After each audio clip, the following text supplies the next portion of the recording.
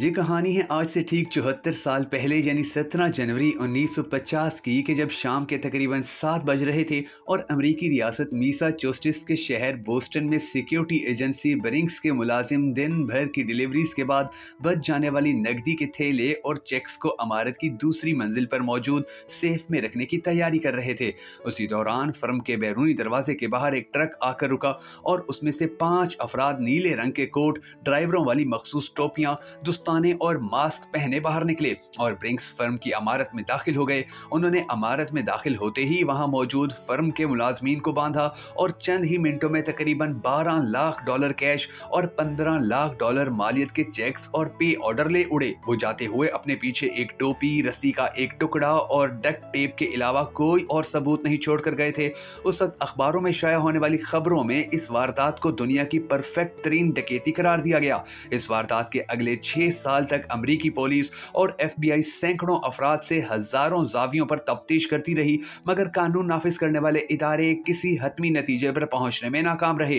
बिलाखिर इस केस को बंद कर दिए जाने में सिर्फ 10 दिन बाकी थे कि जब मुल्जमान में से एक, जिसका नाम जोसेफ जेम्स ओकेफ था, जो किसी और जुर्म की पादाश में जेल में सजा काट रहा था, ने एतराफ़ जुर्म करते हुए अपने बाकी साथियों के नाम जाहिर कर दिए और इस तरह बरसों तक गैर हल शुदा रहने वाला केस बिलाखिर अपने अंजाम को पहुंचा। मगर सवाल यह है कि इतनी बड़ी डकैती का मंसूबा किसने बनाया और इसे किस तरीके से सर अंजाम दिया कि बरसों तक पुलिस और FBI मुल्जिमान का सराख क्यों ना लगा सकी।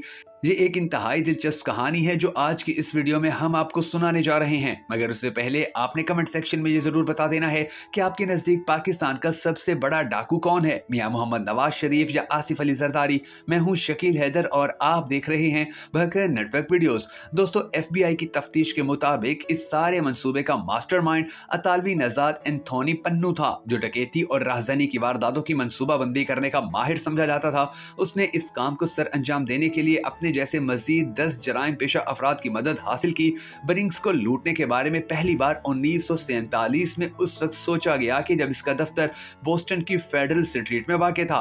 एंथोनी ने पहले जोसेफ जेम्स के पुराने साथी स्टेनले को अपने साथ मिलाया और फिर ओकेफ को भी अपने साथ शामिल होने की दावत दी। उस वक्त बनाए गए मंसूबे में हेनरी बेकर के अलावा वो सब लोग शामिल थे कि जिन्होंने 1950 की डकैती में हिस्सा लिया था। उसमें पन्नू ओकेफ और गोसीवरा के अलावा जेम्स कोस्टना, जेम्स फार्टनी, एडोल्फ माफी, माइकल थॉमस फ्रांसिस और जोसेफ सिल्वेस्टर शामिल थे। उस वक्त उनका इरादा था कि वो ब्रिंक्स की इमारत में दाखिल होकर पैसे ले जाने वाली एक गाड़ी को कब्जे में ले लेंगे, मगर फिर कई मुश्किलात और खतरात के पेश नजर इस मंसूबे पर कभी अमल नहीं किया गया। FBI की तफ्तीश के मुताबिक दिसंबर 1948 में जब ब्रिंक्स का दफ्तर प्रिंस स्ट्रीट मुंतकिल हुआ तो उस ग्रोह ने फौरन दोबारा मंसूबाबंदी शुरू कर दी और कुछ ही दिनों में आसपास की इमारतों की छत पर डेरे डालकर ब्रिंक्स के दफ्तर की निगरानी शुरू कर दी, जिसके लिए उन्होंने दूरबीनों का भी इस्तेमाल किया। डकैती से पहले तमाम मुल्जिमान ने ब्रिंक्स के दफ्तर के अहाते से अच्छी वाकफियत हासिल कर ली थी।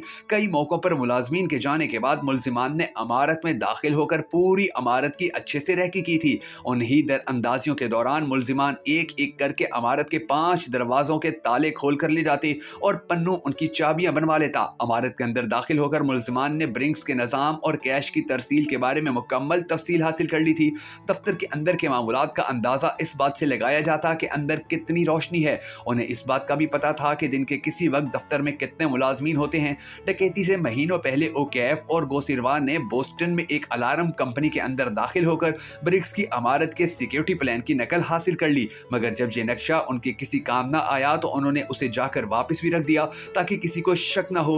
हर छोटी चीज पर तवज्जो दी गई, हत्ता कि जब डकैती के बाद सामान लेकर भागने के लिए सवारी की बात आई थी तो ये फैसला किया गया कि उसके लिए एक नए ट्रक की जरूरत होगी, क्योंकि पुरानी गाड़ी के रास्ते में खराब होने का खदशा था और इसके लिए चोरों ने नवंबर 1949 में बोस्टन से एक नया फोर्ड ट्रक चोरी किया। जनवरी 17 को की जाने वाली डकैती से पहले कई मरतबा इस मंसूबे पर अमल दरामद की कोशिश की गई, मगर हर दफा किसी न किसी वजह से अमली जामा पहनाया ना जा सका। हर मरतबा कार्रवाई की कोशिश से पहले कोस्टा को करीबी इमारत पर दूरबीन देकर निगरानी के लिए खड़ा कर दिया जाता। जनवरी 17 को भी कोस्टा करीबी इमारत से निगरानी कर रहा था और दूसरी तरफ बैनफील्ड ट्रक चला रहा था, जबकि बाकी मुल्जिमान बशमूल बैकर गाड़ी की पिछली जानिब सवार थे।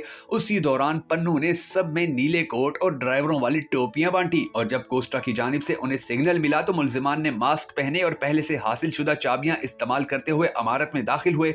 उन्होंने बिना वक्त जाया किए वहां मौजूद अफराद को बांध कर जेर कर लिया और आधे घंटे से कम वक्त में सारा पैसा लूटकर वहां से निकल गए। बैनफील्ड ट्रक सीधा वहां से रोक्सबरी में वाक़ माफी के वालिदैन के घर ले गए, जहां लूटा हुआ माल उतारने के बाद ट्रक को ले जाकर छुपा दिया गया था।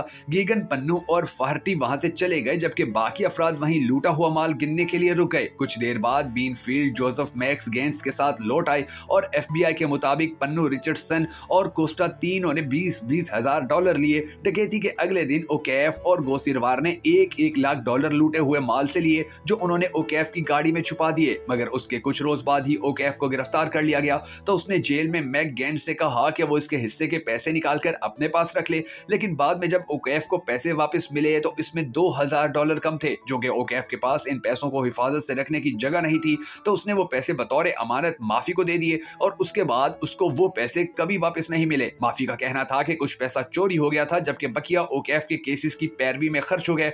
ओकैफ इस तमाम मामलात की वजह से काफी गुस्से में थे।